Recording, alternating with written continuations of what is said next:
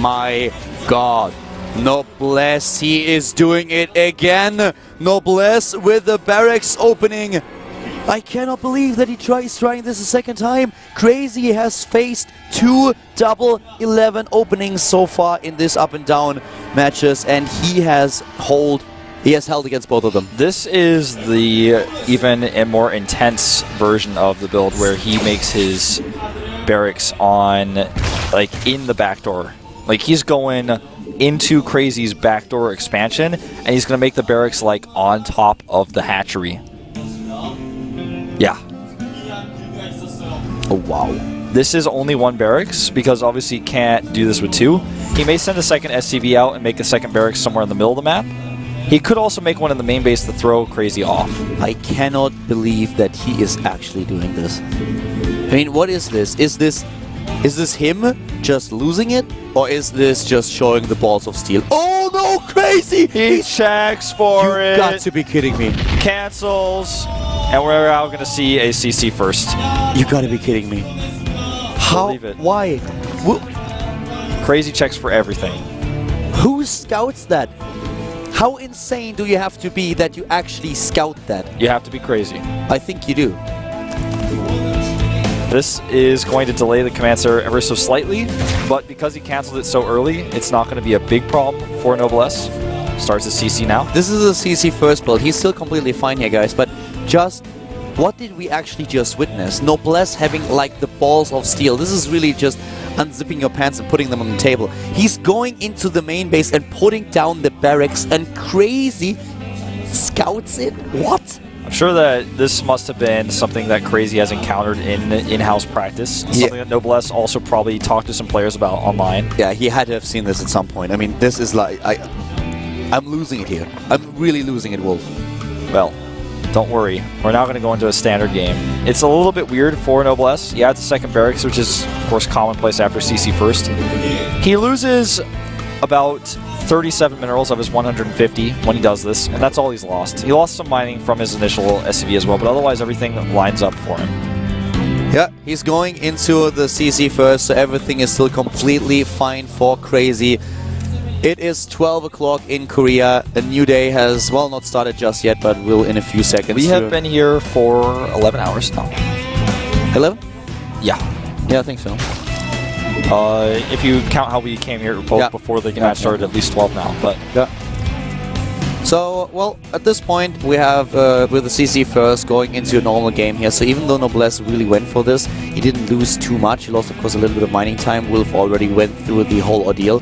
And on a map like this, it's always a bit scary against the Zerg player when you are Terran, for the reasons mentioned. It is just such an aggressive map. Noblesse goes into 4 barracks. We saw him last time he played on this map go into Marauders because he knew that he would face an aggressive build most likely. This time, Crazy goes for speed rather than the Roach attack that we saw in the previous match. Lair goes down. Going into a lair at 520. Could be a Nidus, but it could also, if he adds the other gases right now, be fast mutas as well. Yep. Could be fast mutas, could be a Nidus play, could be a lot of different things for him. Not going to be lurkers. No, lurkers, I don't think that he's going to decide to go into lurkers here. Well, he has not any other gases, and with that Overlord, it looks like nice, but Noblesse sees it. He has a Marine right there. Think about all the games that we have seen on this map in ZVT, and most players really know what they could deal with, so I feel this is a map where all the cheeses or all the aggressive builds are by now uncovered. Maybe not all of them, but most of them, most of the common ones. So you kind of know what could threaten you, and you are going to prepare. And this is why we see this Marine in the position. As soon as he sees the Marine, he starts his Evolution Chamber and a Baneling Nest. It's like he saw the Marine, he was like, nope, no Nidus. Now the Lair Tech is not yet useful for him. He could rush. Yeah, there's the Spire. Goes into Spire. Cancels the armor upgrade that he started for a second. I was about to wonder, like, is he going to go for Baneling Speed? Oh, this is intense, Wolf. If Noblesse loses here, it's all over. Then before and Crazy will advance to Codes. Noblesse, even though he fought like, I don't know, he would be in the 3rd spot. Maybe get another chance in a potential up and down group, but still, this would be like devastating. He has played such great games today, but now he is the one with the back to the wall, and I don't know. Third base for Crazy. Spire is finishing up now. Crazy is going to have... Well, he starts Baneling Speed and Carapace. He's only going to be able to make, like, maybe 4 Baneling, or 4 Mutas with this. He even starts an Overseer. His biggest problem really is that he doesn't have a third base with gas. He's building the third now, but it's a little bit late, so he can't build too many Mutalisks. Noblesse has a really good timing attack you can use against this type of play. There's, right now, 19 links on the map, but he's going to have a decent amount of Marauders and Marines with stim and combat shields he could attack the third base with. He won't be able to end the game, but the creep spread is not quite to the third yet. There's the scout, and he sees the command center immediately. He does not see any units, and that's going to make him panic. Where are those units? Well, they are on the way to the bottom right, and now he sees them exactly. 5 Banes start immediately. Baneling Speed should be done by the time that the attack hits. Yeah, but the third base holding that is going to be an issue. There's no creep spread there. Yeah. I don't think that he can hold this base. No, not the base. He's canceling it. That was close. That was really close. There we go. Midnight. Happy New Year, says one of the Korean casters in English. Well. That was pretty funny, actually. I was like a little bit surprised. I was like, uh-oh, bug in the production room. Yeah, they should have warned us. Well, it's a new day. It is. Welcome to Wednesday. Really? Yeah. Oh, wow. Yeah, today is Wednesday. I'm always losing track of times when we cast up and down. Yeah. Things just kind of continue. Run at their own pace. Well, 3 missile turrets. That is what Noblesse is building now that he knows what's going on in this game, that he's going to face Mutalisks again. The starboard is building, +1/+1 has been started, but the first set of upgrades, or the first upgrade, is done for Crazy already. Double expanding. Crazy, exactly, is crazy enough to go for a double hatch now. Even a triple hatch with the additional macro hatch in the main base. He saw the command center of Noblesse, and he knows that it's going to be moving over pretty soon, so he has to do something like this. The mutas he is making are very delayed by Noblesse's pressure. He had his Spire for so long, but he only now could start the mutas because he had to use the rest of his gas on Banelings and getting those upgrades out. He's very lucky. In fact, he chose not to make the mutas, I feel, early and made the upgrades instead, because long term that's going to be much better for him. That Baneling wants to suicide on the rocks. Yeah. Suicidal Baneling happens every now and then.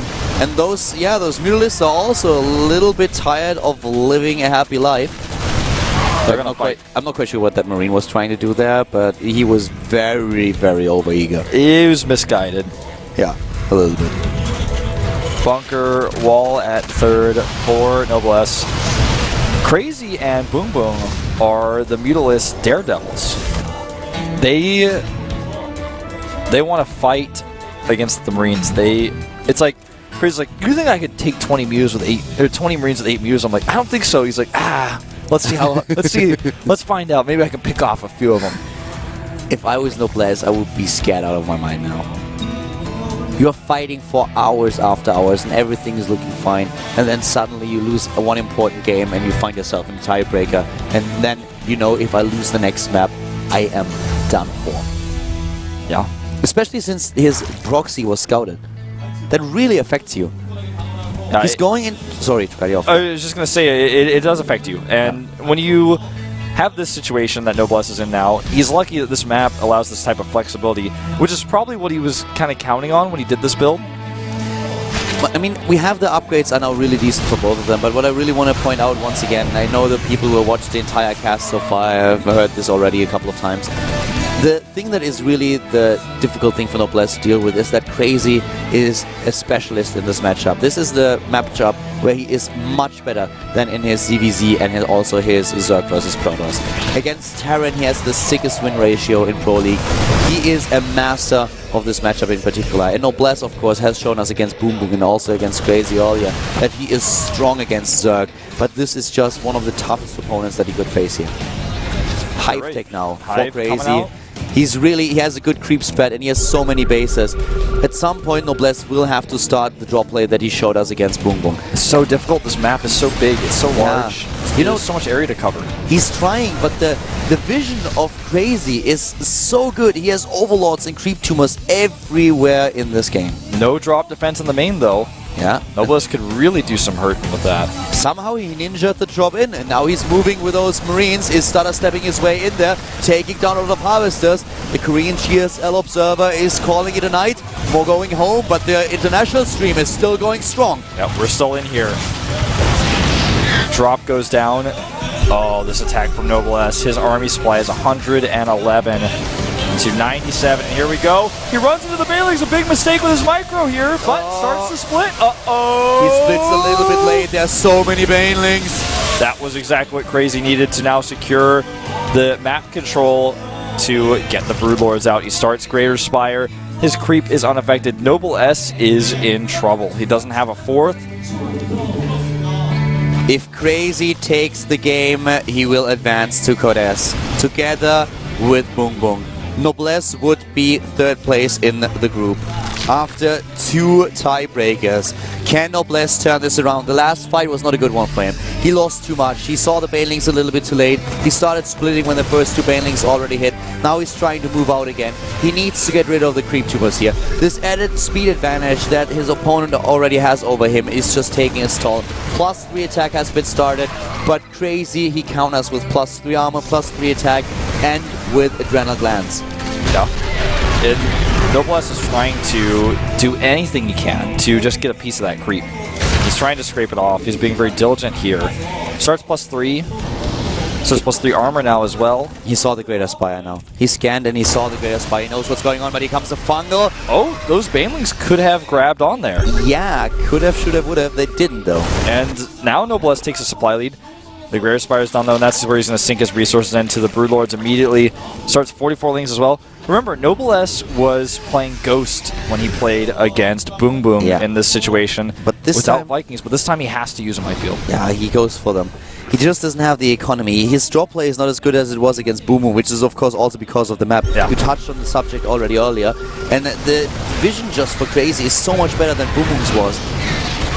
Can Noblesse pull through here? He is maxed out still. Both of them trying to build up a bank. Noblesse is on a timer. He doesn't have a fourth. The fourth base that he would normally take to the top right has units there waiting for him to try to attempt it.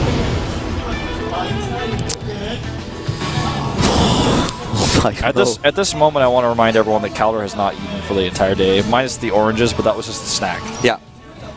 You didn't eat either. No, I didn't eat.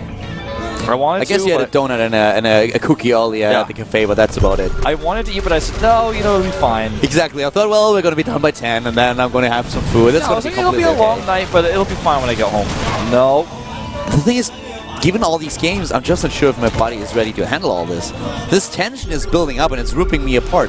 We have the second tiebreak already, and the drop! Double drop. There are only 6 meals on this map, and they were in the perfect spot. They were exactly where they had to be. This is, look at them. The bank for Crazy. The Broodlords, everything. I cannot believe it. Noblesse is his supply block. He's maxed out. Can he do this?